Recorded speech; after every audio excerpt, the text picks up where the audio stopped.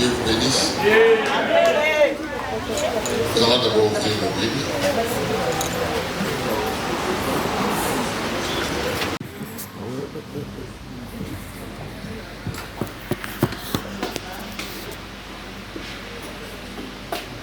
Nous sommes dans le livre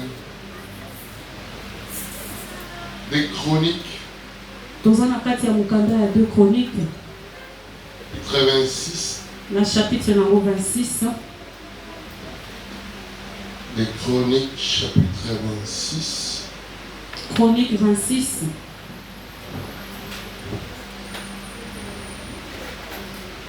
À partir des versets premiers.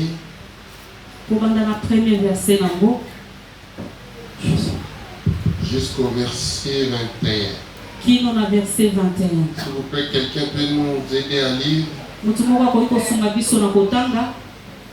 lisons des Chroniques, chapitre 26, du 1er au 21e verset. Nous lisons au nom de Jésus. Amen. Nous lisons au nom de Jésus. Amen. Tout le peuple de Juda prit Osias, âgé de 16 ans, et l'établit roi à la place de son père Amathia. Osias répandit Élot et la faim rentrait sous la puissance de Juda, après que le roi fit coucher avec ses pères. Osias avait 16 ans lorsqu'il devient roi, et il régna 52 ans à Jérusalem. Sa mère s'appelait Jécolia de Jérusalem. Il fit ce qui est droit aux yeux de l'Éternel, entièrement comme avait fait Amathia son père. Il s'appliqua à rechercher Dieu pendant la vie de Zacharie, qui avait l'intelligence des visions de Dieu. Et dans le temps où il chercha l'Éternel, Dieu le fit prospérer. Il s'est mis à guerre contre les Philistins, et il bâtit le mur de Gad, le mur de Jabné et le mur d'Abdod. Et il construisit des villes dans le territoire d'Ashdod et parmi les Philistins. Dieu l'aida contre les Philistins, contre les Arabes qui habitaient à Gur-Bala et contre les Moanites. Les Moanites faisaient des présents à Osias et sa renommée s'étendit jusqu'aux frontières de l'Égypte, car il devint très puissant. Osias bâtit des tours à Jérusalem et sur la porte de l'angle, sur la porte de la vallée et sur l'angle, et il les fortifia. Il bâtit des tours dans le désert et il creusa beaucoup de citernes parce qu'il avait de nombreux troupeaux dans les vallées et dans la plaine, et des laboureurs et des vignerons dans les montagnes et au Carmel. Il aimait l'agriculture. Osias avait une armée de soldats qui allaient à la guerre par bande, comptés d'après le dénombrement qu'en firent le secrétaire Géliel et le commissaire Maaséja, et placés sous les ordres de Anania, l'un des chefs du roi. 12. Le nombre total des chefs de la maison paternelle des vaillants héros était de 2600. Il commandait une armée de 307 500 soldats capables de soutenir le roi contre l'ennemi. Osias leur préoccupa toute l'armée des boucliers, des lances, des casques, des guisards, des arcs et des fendres. Il fit faire à Jérusalem des machines inventées par ingénieurs et destinées à être placées sur les tours et sur l'angle pour lancer des flèches et des grosses pierres. Sa renommée s'étendit au loin car il fut merveilleusement soutenu jusqu'à ce qu'il devint puissant. Mais lorsqu'il fut puissant, son cœur s'éleva pour le perdre et il pécha contre l'Éternel son Dieu. Il entra dans le temple de l'Éternel pour brûler les parfums de l'autel de parfums. Le sacrificateur Azias entra après lui avec 80 sacrificateurs de l'Éternel, hommes courageux qui s'opposèrent au roi Osias et lui dirent: tu n'as pas le droit à Osias d'offrir le parfum à l'Éternel. Ce droit appartient aux sacrificateurs fils d'Aaron qui ont été consacrés pour offrir. Sors du sanctuaire car tu commets un péché. Et cela ne tournera pas à ton honneur devant l'Éternel Dieu. La colère s'empara d'Osias qui tenait un accessoire à la main. Et comme il s'irritait contre les sacrificateurs, le père éclata sur le front et présenta des sacrificateurs dans la maison de l'Éternel, près de l'autel des parfums. 21. Le souverain sacrificateur Azaria et tous les sacrificateurs portèrent regard sur lui. Et voici, il avait la lèpre plutôt, au fond. Et le mire précipita dehors, et lui-même se hâta de sortir parce que l'Éternel l'avait frappé. Le roi Osias fit le prêt jusqu'au jour de sa mort, et il demeura dans une maison écartée comme le pré, car il fit esprit de la maison de l'Éternel, et Jonathan son fils était à la tête de la maison du roi, et jugeait le peuple du pays. Parole du Seigneur. Amen. Est-ce qu'on va acclamer pour la parole de Dieu? Acclamer pour la parole de Dieu. Mettez-vous. Je bénis l'Éternel pour la grâce, pour le souffle de vie. Je suis encore content d'être ici parmi vous. Amen. Amen. Je bénis l'Éternel pour la vie de sa servante.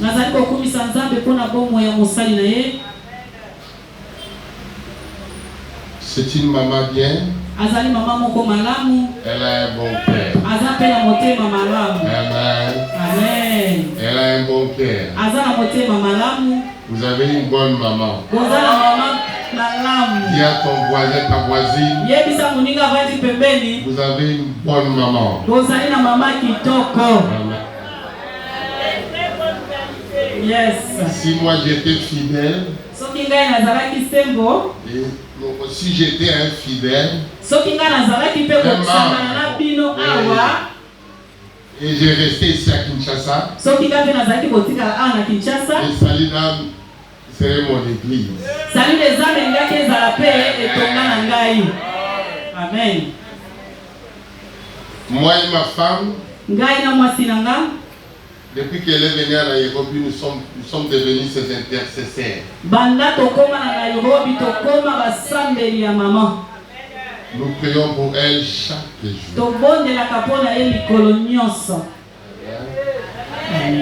J'ai donné même les secrets. Et souvent le Seigneur nous révèle des choses pour elle. Et on se tient les mains avec ma femme qui a la grâce et on prie pour elle. Amen. Vous savez, les gens qui ont de bons cœurs, il faut toujours leur souhaiter une longue vie. Parce que quand Dieu veut te bénir, il t'entoure de bonnes personnes. Et si tu as de bonnes personnes à côté de toi, protège-les. Amen. Parce que notre réussite est déterminée par la qualité des personnes qui sont tout autour de nous. C'est pourquoi vous voyez même dans la Bible, quand les gens ont vu que Dorcas est parti, donc ils ont dit à Dieu, Dorcas doit revenir. Amen. Dorcas doit faire quoi? Doit revenir. Parce que trouver de bonnes personnes, ce n'est pas facile. Elle a un bon cœur. Et Dieu vous bénisse. Quand je suis venu ici, que Dieu bénisse aussi nos chantres. Amen. Il me bénit toujours. Alors quand j'ai vu la chorale de maman, j'ai regardé ta tête, elle est où? Amen. Heureusement, les mamans n'ont pas chanté Mobangé. Heureusement que maman va y nzembo ya Mobangé te. Ça va, il y a pas de problème. Comme ils n'ont pas chanté Mobangé. Amen. Amen. Que Dieu bénisse notre maman. Amen. Amen. C'est une bonne maman aussi. Amen. Amen. Que Dieu bénisse tous les serviteurs et les servants de cette église.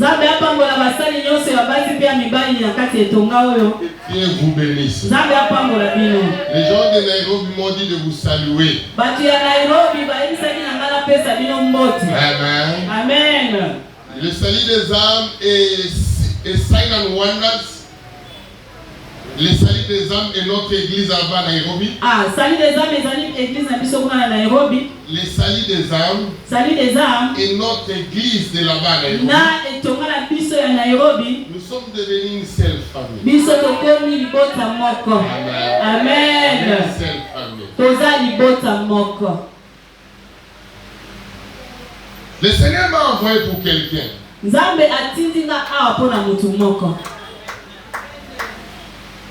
Et je sais que cette semaine tu seras béni. Notre message, notre thème, pourquoi les héros tombent. Ça veut dire notre thème, c'est une question. Et pendant cette semaine, nous aurons des réponses. Je suis qu'un messager. Et le Seigneur m'a envoyé. J'ai que des choses. La première chose, d'annoncer que tu es une grande personne. Amen. Amen. D'annoncer que tu es appelé à de grandes personnes. Tous les combats que tu traverses, les diables te combattent parce que tu as une grande destinée. Alors le Seigneur m'a envoyé te dire, il y a une liste de grandes personnes. Alors que le diable le veut ou pas, Dieu va t'élever. Dieu va t'élever. Que les sorciers de votre famille le veulent ou pas. Que les occultistes le veulent ou pas.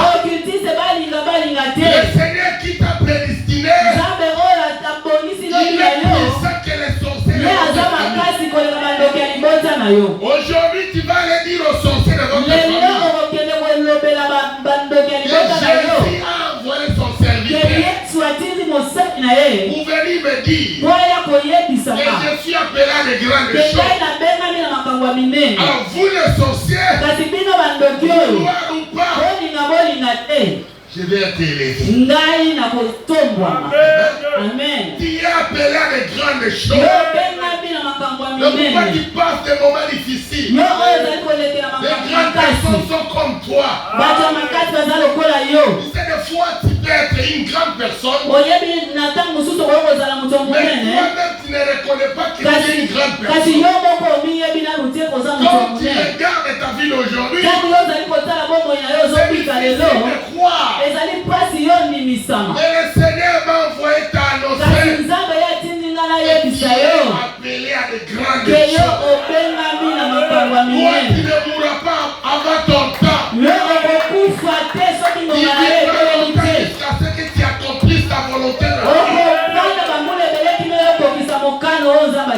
La deuxième chose que le Seigneur m'a envoyé te dire,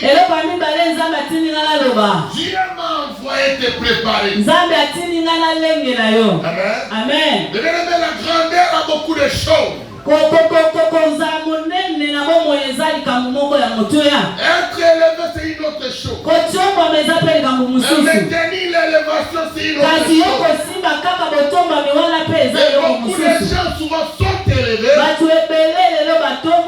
ils ne finissent pas élevés. Alors ils finissent pas en haut. Alors, le Seigneur m'a envoyé te préparer. Parce que toi, il va t'élever. Il veut que tu finisses en haut. Il veut que tu finisses élevé. Amen. La gestion de la grandeur, ça n'a pas toujours été facile. Amen. Amen. Une chose avec laquelle nous pouvons retenir, Dieu nous élève, Dieu nous bénit, mais la gestion, kasi oyo ezali kobomba oyo apesi yo la gérance oyo ezali kobomba oyo nzambe apesi yo c'est pas Dieu, eza nzambe c'est te moi et toi. ezali ngai na yo Le Seigneur m'a envoyé nzambe atindi ngai te montrer nalakisa yo que tu comprennes po ete yo ososola pourquoi ces gens-là mpo na nini bato wana Dieu a élevé baoyo nzambe atombola ne savent pas maintenir bango les- bayebaka kotikala na bisika wana te Et souvent nous critiquons beaucoup les gens qui sont élevés. balebele biso totongaka baoyo batombwama Amen. amen Il a fait ça, il a fait ça. ye asali boye asali mpe eloko boye Et toi aussi, si tu n'apprends pas maintenant, kasi yo mpe soki oyekoli yango sikoyo on va te te critiquer les mêmes. bango mpe bakotonga yo Le lobi Seigneur m'a envoyé te dire pendant toute cette semaine, nzambe atindinga nayebisa yo na poso mobimba oyo bientôt quand tu seras en haut, kala te ntango yo okotombwama il y a des choses que tu ne feras pas. eza na biloko oyo okoki kosala lisusu te Il y a des choses que tu ne feras pas eza na biloko oyo okoki kosala pour que tu maintiennes ton élévation. po ete yo osimba kaka botombwami na yo Vous wana voyez ce que je vous dis? C'est pourquoi notre terme, yango wana mama likambo na c'est biso une question. ezali motuna Et pendant cette semaine, mpe na poso mobimba nous aurons oyo des réponses. biso tokozwa biyano Alors ne monte pas. alors yo kozanga Aujourd'hui, te Dieu béni. lelo yo oye Le mardi, le mercredi, le jeudi, le mardi vendredi. mercredi jeudi Le vendredi samedi, samedi le kino monde. dimanche kozanga ata mokolo moko te zala kaka Chaque jour, po ete mikolo nous nyonso allons partager ensemble biso tokoyebana kokabola des raisons oyo ezali baraison et pourquoi ces gens mpo na nini bato que wana Dieu a élevés oyo nzambe atombola ne finissent pas bien. bango basilaka toujours malamu Mais te toi, tu vas bien finir. kasi yo Et okosilisa toi, tu vas malamu bien finir. yo Et okosilisa là, malamu que toi, tu vas bien finir. nazali kotatolaka yo okosilisa malamu yo okosilisa malamu na nkombo na yesu Amen. amen Là où nous avons lu, bisika oyo totangi dans notre texte de base, na kati ya mokanda na biso ya mama na likambo des Chroniques, 2 Chroniques chapitre 26, chapitre 26 verset 1er na verset nango ya liboso jusqu'à 21. kino 21 C'est l'histoire d'Ozias. oyo ezali lisolo ya ozias Ozias, il était le roi d'Israël. ozias ye azalaki mokonzi ya israele Alors la Bible nous montre qu'Ozias avait 16 ans. biblia ezali kotalisa biso ke ye azalaki na bato na ye Il avait 16 ans.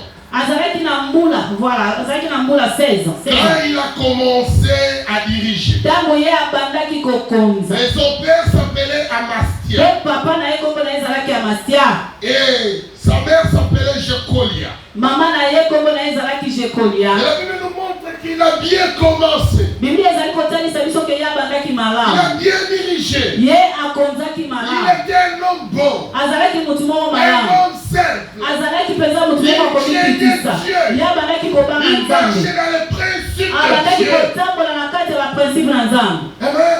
amen Il était un bon monsieur. ye azalaki motu malamu Mais le problème a commencé kasi makambo ntango ebandi quand il est devenu. ntango ye akomaki makasi Amen. amen Que le Seigneur nous aide. nzambe asunga biso Il y a ton voisin que le Seigneur nous aide. yebisa na moto avandi pembeni na yo nzambe asunga biso Il a bien commencé. ye abandaki malamu Le Seigneur l'a élevé. nzambe Le Seigneur atombolaki lui ye a béni. nzambe Le Seigneur apambolaki lui ye a rendu puissant. nzambe asalaki ye moto makasi Comme toi aussi. neti yo mpe Bientôt lokola tu seras puissant. kala mingi te okozala moto ya Et nguya bientôt tu seras puissant. kala mingi te okozala moto ya Bientôt nguya tu seras une femme kala influente. mingi te okozala mwasi influence Bientôt. kala mingi te Le Congo va parler de toi. kongo ekolobela yo L'Afrique va parler de toi. afriki mpe ekolobela Mais yo mon problème, kasi likambo na nga quand tu seras puissant, ntango yo okotomba moza makasi fais attention. sala keba Amen. amen Dans le verset 16, na kati ya verset 16 la Bible nous dit que, mais lorsqu'il fut puissant, biblia ezali kotalisa biso ke ntango ye akomaki motu na nguya son cœur s'éleva pour le perdre. motema na ye Son cœur s'éleva pour le perdre. motema na ye etombami mpo Il ebungisa ye pécha contre l'Éternel son Dieu. ye akendaki kosala masumu contre Il nzambe na appela ye le temple ye akotaki na kati ya pour brûler etumbelo le parfum sur l'autel de parfum. Le sacrificateur Azaria attend après lui. Le sacrificateur a côté Simanaye. Avec un travers sacrificateur de l'Éternel. Homme courageux. Qui s'opposèrent à Ozias. Amen. Amen. Et lui dit, tu n'as pas le droit, Ozias, d'offrir le parfum à l'Éternel. Cette loi appartient au sacrificateur. Fils d'Aaron qui ont été consacrés pour les offrir. Sors du sanctuaire. Car tu commets un péché et cela ne tournera pas à ton honneur. La première raison qui fait que les grandes personnes tombent, car ils ne respectent pas les limites. Dis à ton voisin, respecte les limites.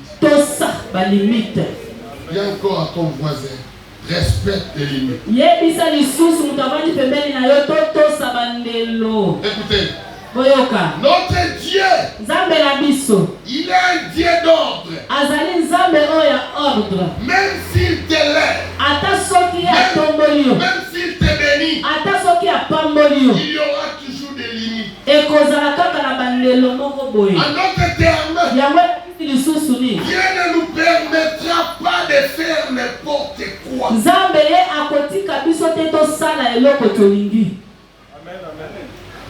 Tu dois savoir, même quand tu es le chouchou de Dieu, tu n'es pas Dieu. Tu es l'instrument de Dieu. Alors il faut connaître tes limites. Il y a des choses qui ne seront jamais. Beaucoup de grandes personnes ont perdu leur élévation. Manque aux limites. Il ne respecte pas les limites. Amen. Bien-aimé, Dieu ne peut pas tout te révéler. Dieu ne peut pas tout te autoriser à faire. Alors tu dois toujours savoir ce que Dieu t'a destiné à faire. Tu vas garder ton élévation. Si tu veux devenir tout, tu vas tomber. Ozias, il était roi. Amen. Amen. Il n'était pas sacrificateur. Alors, il respectait ses limites. Quand il était faible, quand il était impuissant, quand il était petit, quand le Seigneur lui a béni, quand il est devenu puissant, la Bible dit, il a commencé à faire ce que Dieu ne lui a pas destiné à faire.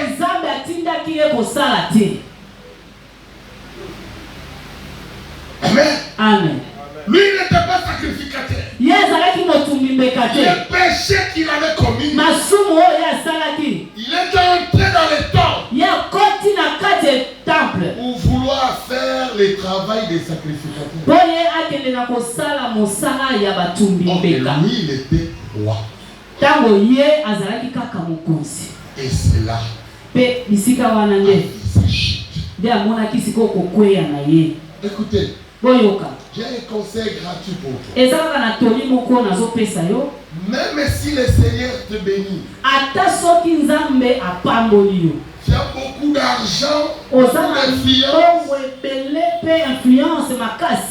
plus que ton pasteur. Les choses qui se passent ici à la chair, ce n'est pas ton problème. Amen. Vous comprenez ce que je vous dis? fois quand le diable veut nous détruire, il va nous faire monter qu'on peut tout. Amen. Amen. Même quand tu donnes une dîme de 10 millions de dollars. Parce que je sais que bientôt tu vas donner une dîme de 10 millions de dollars. Je dis que bientôt tu vas donner une dîme de 10 millions de dollars. Amen. Quand tu donnes ça, la gérance de cet argent-là, ce n'est pas ton problème. Laissez ça. Si nous le pasteurs, nous gérons ça mal, il y a un Dieu aussi. Personne n'est au-dessus de la loi. Même nous le pasteur, nous ne sommes pas au-dessus de la loi. Alors toi pour ton bien, les affaires qui se passent ici, laissez ça au sacrifice. Tu vas garder ton bien. Vous comprenez ce que je vous dis? Tu dois savoir tes limites. Dieu t'a destiné à quoi? Dieu t'a appelé à faire quoi? Ça va t'aider à me tenir tes limites. Osias.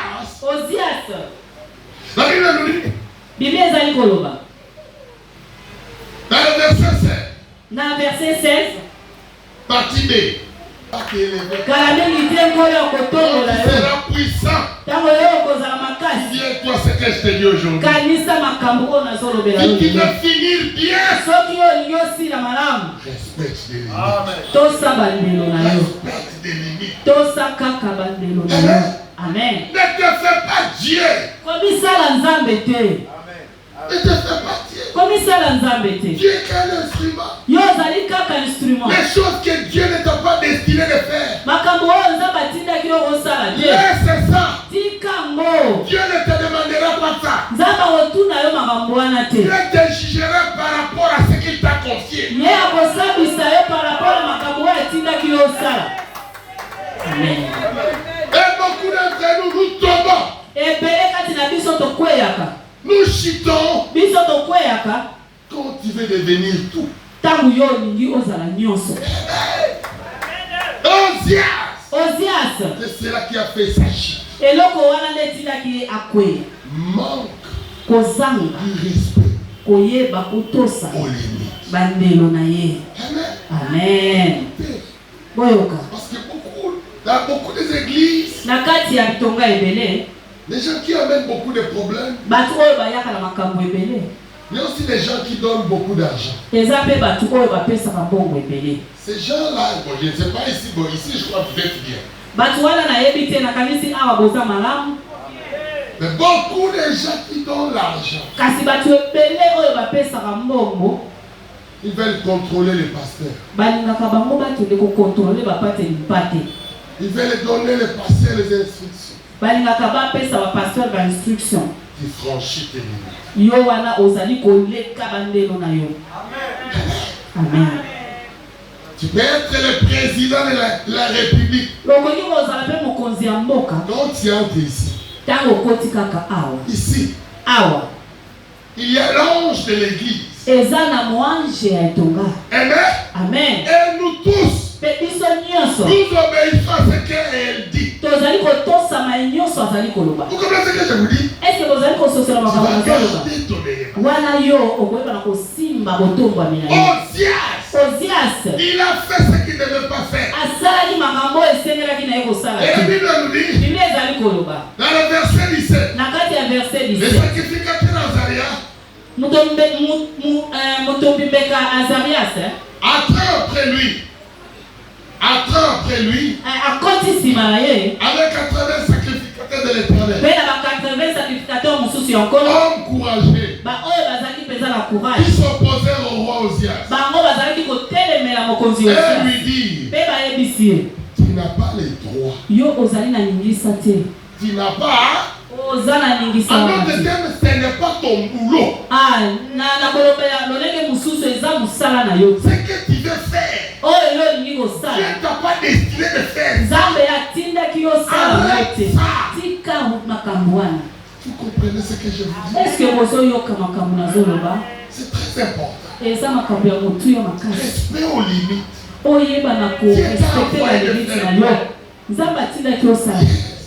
Dieu t'a destiné de faire quoi? Des fois, on cherche des troubles dans notre vie. Quand nous voulons devenir n'importe qui. Nous voulons tout gérer. Nous voulons tout savoir. Nous voulons tout faire. C'est créer des problèmes. Qui n'a pas le droit? Le sacrificateur lui dira d'offrir le parfait. Ce droit appartient au sacrificateur, fils d'Aaron, qui ont été consacrés pour les offrir. La première raison qui fait que les grandes personnes ne maintiennent pas leur élévation, c'est quoi? Manque au respect. Le manque au respect de limite. Dieu ne te jugera jamais. Il te demandera tout ce qu'il t'a confié. Les choses que Dieu t'a pas destiné de faire. Laissez ça. Laissez ça. Amen. Amen. Je vais montrer notre personne. Alors dans le livre de Nombres. Je ne sais pas si quelqu'un reçoit quelque chose. Nombre. Chapitre 12. Chapitre 12.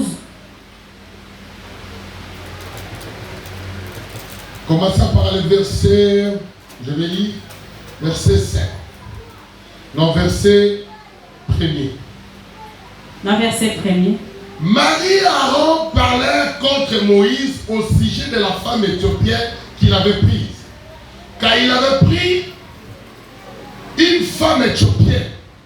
Il dit, est-ce que c'est seulement par Moïse que l'Éternel parle? N'est-ce pas par aussi nous qu'il parle?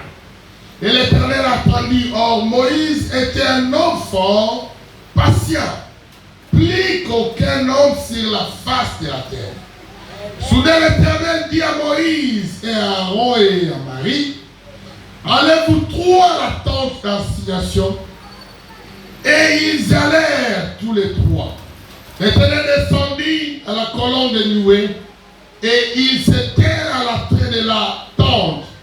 Il appela Aaron et Marie et qui avancèrent tous les deux. Et il dit, écoutez bien mes paroles. Lorsqu'il y aura parmi vous un prophète, c'est dans une vision que moi l'Éternel je me révèle à lui. C'est dans un songe que je lui parlerai. Il n'en est pas ainsi de mon serviteur Moïse. Il est fidèle dans toute ma maison. Je lui parle bouche à bouche et je me relève à lui sans déni. Et il voit une représentation de l'Éternel. Pourquoi donc n'avez-vous pas craint de parler donc avec vous? Pourquoi donc n'avez-vous pas craint de parler contre mon serviteur, contre Moïse? La colère de l'Éternel s'enflamma contre eux et il s'en alla. La nuée se retira de dessus la terre, la tente, et voici Marie était frappée d'une lèpre blanche comme la neige. Amen. Allons continuer après. Il y a trois personnes ici. Nous avons Marie, Aaron Aaron et Moïse. pe na Moïse. Parlons d'abord d'Aaron et Moïse. Tolobela na Aaron et Marie. Aaron na Marie. On va parler de Moïse après. Tolobela Moïse sima. Marie était leur aînée. Marie azalaki mwana liboso. Amen. Amen. Et Aaron était le second. Pe Aaron azalaki ya mibale. Et Moïse était leur cadet. Moïse azalaki mwana na bango ya suka. Dieu dans ses choix, Pe Nzambe na kopona na ye. il avait choisi Moïse. Ye apona Moïse. Et Marie et Aaron Marie na Aaron étaient ses serviteurs. bango pe bazalaki basali na Nzambe. Amen. Amen. Mais arrivé un moment, Kasi ekomaki na ngonga moko. on voulait prendre la place de Moïse. Bango balingaki bazwa bisika Ils ya ont Moïse. commencé à critiquer Moïse Babandaki kotonga Moïse. à cause de sa femme. Pona mwasi na ye. Et ce qu'ils ont fait, Pe oyo bango basalaki. Dieu n'a pas aimé. Nzambe asepelaki na Et moto. Dieu les a pris. Nzambe ye apesaki bango etumbu. J'ai un conseil pour toi. Nazali na etoli moko mpo na Les yo. choses des hommes et les femmes de Dieu, Makambo ya basali na Nzambe ya basi pe mibali. laissez ça à Dieu. Totikela Nzambe. Il y a d'autres choses Dieu fait avec ses serviteurs. Eza na makambo mosusu oyo Nzambe asalaka na basali na ye. Dieu ne peut pas tout nous révéler. Nzambe akoki kofungola biso nyonso te. Alors quand tu ne comprends pas quelque chose, Ntango yo ozali kososola eloko te. si tu veux garder ta paix et ta bénédiction, Soki yo olingi kobatela kimia na yo mpe mapamboli na yo, kanga monoko na yo. Amen. Marie, elle a été frappée de l'air. ye abetamaki na maladi ya Amen. lèpre. Amen. Évitez de critiquer les hommes de Dieu. Botikaka kotonga basali na Nzambe. Évitez. Botika. Évitez. Botika. Évitez. Des choses que tu ne comprends pas. Makambo oyo ozali kososola te. Laissez ça. Tika yango. Tu vas garder tes vies. Yo okobatela bandeko na yo. Tika makambo wana. Laissez ça. Tika yango. Nous sommes maintenant Moïse. Tozongi sikoyo na Moïse. Allons dans le chapitre 20. Tokende na chapitre 20. Des Nombres. Il y a nombre. Nombre chapitre 20. Nombre 20.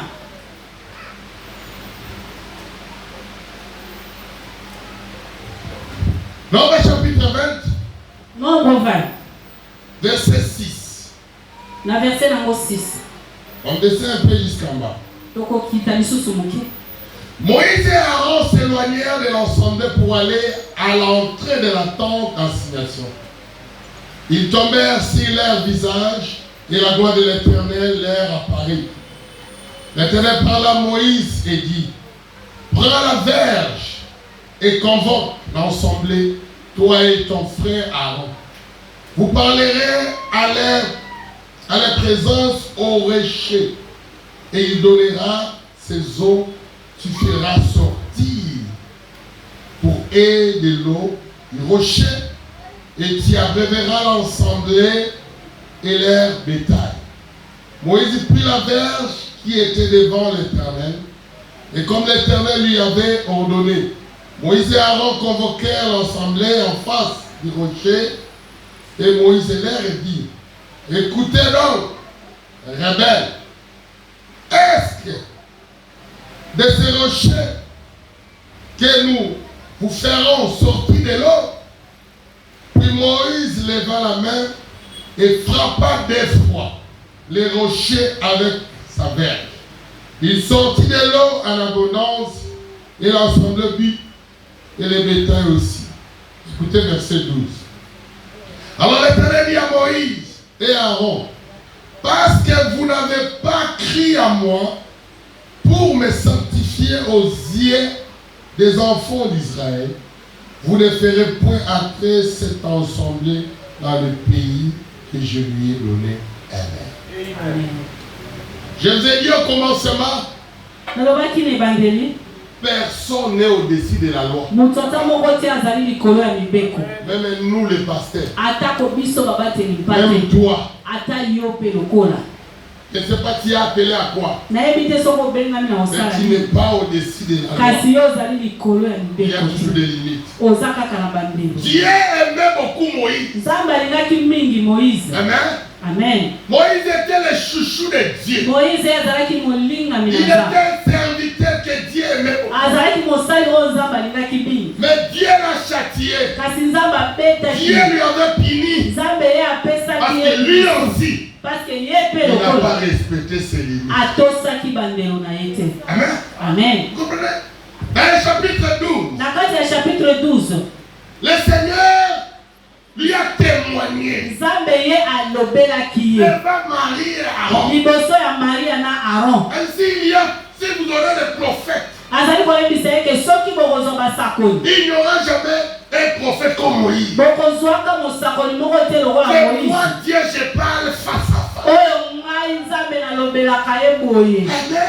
Amen. Un homme fidèle à ma motu maison. oyo azali sembo na ndako na nga Et Moïse, mpe moïse à toi de tout ça, mpo na makambo nyonso wana lui aussi, ye mpe na ngambu il na est ye allé au-delà de ça. akendaki aleki bandelo na ye. Amen. Amen. Le Seigneur lui a dit dans le chapitre 20, nzambe alobelaki na kati ya chapitre il 20 va parler au rocher. ye alobeli libanga. Amen. Amen. Il n'a pas crié à ce que Dieu avait dit. ye alimaki te na oyo nzambe alobaki Il a frappé ye ake kobeta libanga mbala et mibale ce qu'il a fait. mpe oyo ye asalaki wana Il a franchi ce ye akendaki mosika na et bandelo na c'est ye même Dieu qui lui a élevé. mpe nzambe moko wana moto atombolaki ye Il a parlé bien de lui. oyo alobelaki ye makambo malamu Il a dit maintenant tu as franchi. ayebisaki ye sikoyo yo oleki bandelo na yo okokaki kosala te ata soki nalingi yo. Que Dieu nous aide. nzambe asunga biso. Quand je vous parle, je me parle moi aussi. ntango nazali kolobela bino nazobilobela mpe nga Viens moko me garde tes limites. balingami kati na kolo toyeba na kotosa bandelo na biso Bientôt le Seigneur va t'élever. kala te nzambe akotombola yo Bientôt le Seigneur va kala t'élever. mingi te nzambe akotombola yo Bientôt tu vas oublier la souffrance. kala mingi te yo okobosa na pasi okobosa na soni Bientôt tu vas oublier le pied. okobosa na pasi Nous avons un Dieu capable. tozali kosalela nzambe ya Un Dieu koki puissant. nzambe ya makasi Mais ce Dieu-là kasi nzambe m'a wana envoyé te dire. atindaki nga na Quand il va yebisa yo t'élever, ntango ya kotombola yo respecte tes limites. otosa bandelo na yo. Amen. Ne te permets pas de faire n'importe quoi. komitinda te osala eloko nyonso olingi Tu vas chuter. Tu okokweya vas tomber. okokweya Demande toujours la grâce de Dieu senga kaka ngolo mpa nzambe de ne pas franchir po tes ete limites. oyeba na koleka bandelo na yo te. Dans le chapitre 12, na kati ya chapitre le 12 Seigneur a parlé bien de Moïse. nzambe alobaki makambo malamu Le mpo esila Seigneur lui a moïse élevé. nzambe atombolaki ye C'est lui qui témoignait. ye abandaki koloba malamu mpo na Dans le ye verset, dans le chapitre 20, kasi na chapitre 20 moïse a franchi. ye akendaki mosika na bandelo na ye Dieu a dit, mpe nzambe alobi je ne vais pas faire ça. okokaki kosala likambo oyo te T'aimes nalingi yo ya solo personne. kasi moto ata moko Mais te au-dessus de la loi. azali likolo ya mibeko Nous tous, biso nyonso toza na se ya mibeko. Amen.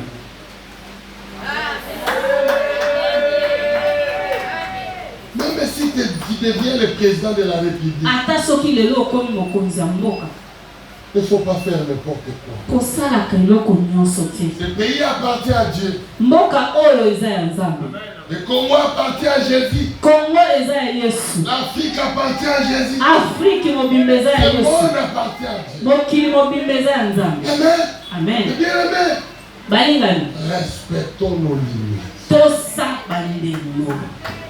Ne regarde pas ce que tu es aujourd'hui. kotala te oyo ozali lelo. Bientôt Dieu va t'élever. kala mingi te nzambe akotombola yo. Tu traverses. nayebi te eloko nini oza Mais ce que koleka le Seigneur m'a yango envoyé te dire, kasi oyo nzambe atindaki nga que nayebisa yo les sorciers de ta famille les veulent ou pas. bandoki ya libota na yo balinga Tu balinga es une te grande personne. yo ozali motu monene Alors il m'a envoyé te préparer. atindaki nga nayengela Et yo quand tu seras là-bas en haut, ete ntango yo okokoma kuna ne likolo te permets jamais de faire n'importe quoi. yo mitinda te kosala likambo nyonso olingi.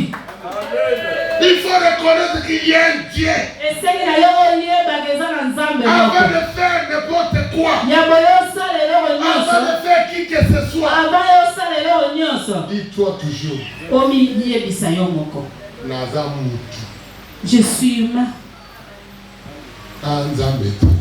je ne suis pas Dieu. Ça va t'aider ekosunga yo à garder ton élévation. yo olengela oyo ezali kotonga na yo.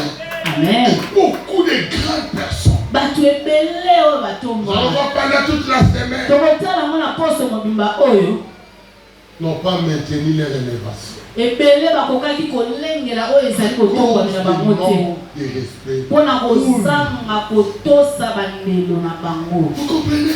Ozali koyoka. Et Moïse, Mpe Moïse vous allez lire quand vous serez à la maison, ntango ozala na ndako bokotanga Deutéronome chapitre 1er, Deutéronome 1er chapitre 2, chapitre 2 chapitre 3. chapitre 3 nango Moïse parlait avec Dieu. Moïse yabandaki kosolola na Nzambe, Implorait Dieu. yabandaki kobondela Dit Nzambe, Seigneur, aide-moi. ayebisi ye nkolo sunga Je ngai, vais entrer. ngai nalingi nakota, Aide-moi, pardonne-moi. sunga ngai, limbisa ngai. Non, Nzambe ayebisi ye tu n'entres pas. okokota te, Tu vas mourir ici. okokufa awa. Que le Seigneur nous aide Nzambe asunga biso à garder nos limites. po ete toyeba kobatela bandelo na biso. Amen. Waswahili wa kule Goma wanasema usijifanye mjuaji. Les Swahili de Goma disent ceci: ne te fais pas connaître tout, toi qui connais tout. Il ne faut pas te faire à quelqu'un qui connaît tout. Il y a un Dieu aussi. Ah, les gens ensemble moko likolo. Amen. C'est ça que voit que le temps avance. Ngongana biso ezokende.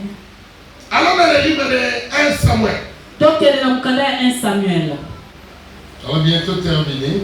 Kala mingi te tozosilisa. Comme maman a dit, il y a beaucoup de choses à faire. Ndenge mama alobaki eza na makambo ebele ya kosala. Écoutez, Boyoka.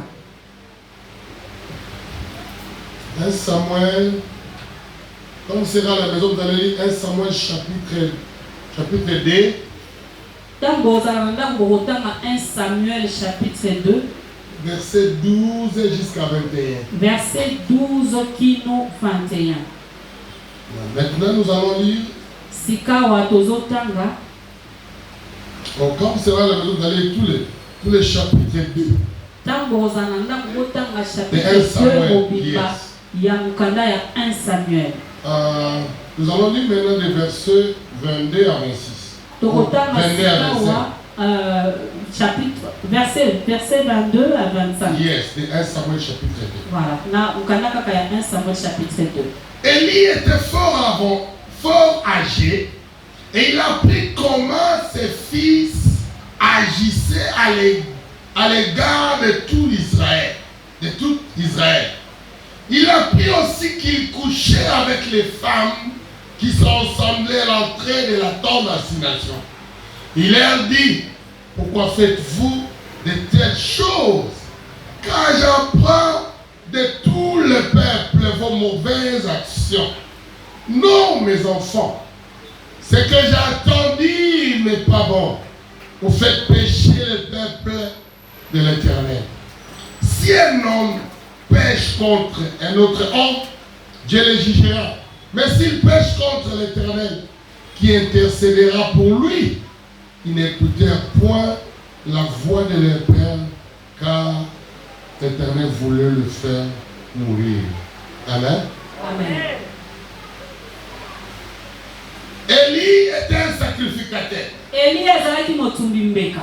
Il avait ses deux fils Azalaki na bana na ye mibale ya mibali. qui étaient aussi des sacrificateurs. Oyo pe bango bazalaki batumbi mbeka. Alors, comme lui il était à l'époque devenu vieux, Kasi tangu ye akomaki mobange. il ne pouvait plus exercer Akomaki le lisusu sacerdoce. kosala mosala na ye te ya bonzambe. Alors il a abandonné ça à ses enfants. Ye atikelaki yango bana na ye. Alors la Bible nous montre Biblia ezali kotalisa que biso. ces deux pasteurs Babateli mpate mibale wana sont allés au-delà. bango balekaki bandelo na Ils ont bango. commencé à faire ce qu'ils ne devaient pas faire. Babandaki kosala makambo oyo ebengamaki na bango kosala. Il a franchi les limites. Bango balekaki musika na bandelo. Là où nous avons lu, Bisika wana totangi. la Bible nous montre Biblia ezali kotalisa biso. qu'il couchait même avec les femmes. Ezali kotalisa biso ke ye azalaki kolala meme na basi. Amen. Amen. Autant Na kati ya etumbelo.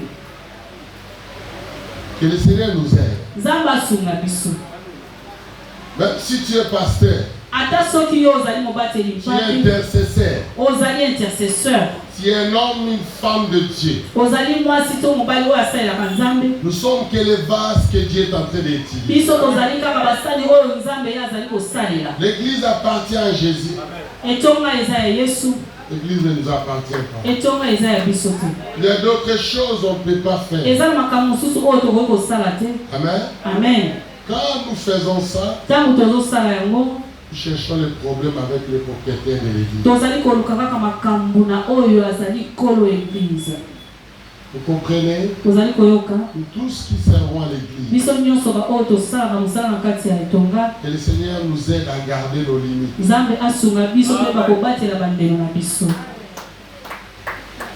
Ce deux pasteurs, ils n'avaient pas le respect aux enfants. En plus, ils couchaient avec les femmes. Que le Seigneur nous aide. Autant, ils sont allés au-delà. Alors si quand tu seras seul, tu vas lire 4e chapitre de 1 Samuel. Et le 5e chapitre. Ils ont mal fini. Dieu les a tués. Amen. Amen. Pourquoi? Ils ont franchi. Que le Seigneur nous aide. Servir Dieu, c'est une bonne chose. Si nous savons respecter nos limites. C'est parce que toi tu fais ici à l'église. J'ai un conseil pour toi. Respecte tes limites. Même si la servante de Dieu n'est pas là, le propriétaire de l'église te voit. Respecte tes limites. Les bien-aimés, nous allons terminer là-bas aujourd'hui. Nous allons continuer les mardis. Mardi, j'ai encore une autre raison. Qui fait que les grandes personnes tombent. Aujourd'hui, nous avons dit quoi? Amen. Amen. Respectons le limite. Bientôt Dieu va t'aider. Pourquoi il m'a envoyé te dire quand tu seras dedans, dans la grandeur, souviens-toi toujours. Avant de faire qui que ce soit, demande-toi des questions. Est-ce que c'est bien. Même s'il n'y a personne, Dieu sait. Demande-toi toujours cette chose. Est-ce que Dieu m'a destiné de faire ça? Demande-toi cette question. Si tu veux garder ton élévation, si tu veux garder ta grandeur, demande toujours la grâce. Parce que nous-mêmes, nous ne pouvons pas. Nous tous avons besoin de la grâce. Amen. Amen. C'est pourquoi je vous dis que la grandeur, ça peut embrouiller quelqu'un. Ça t'embrouille.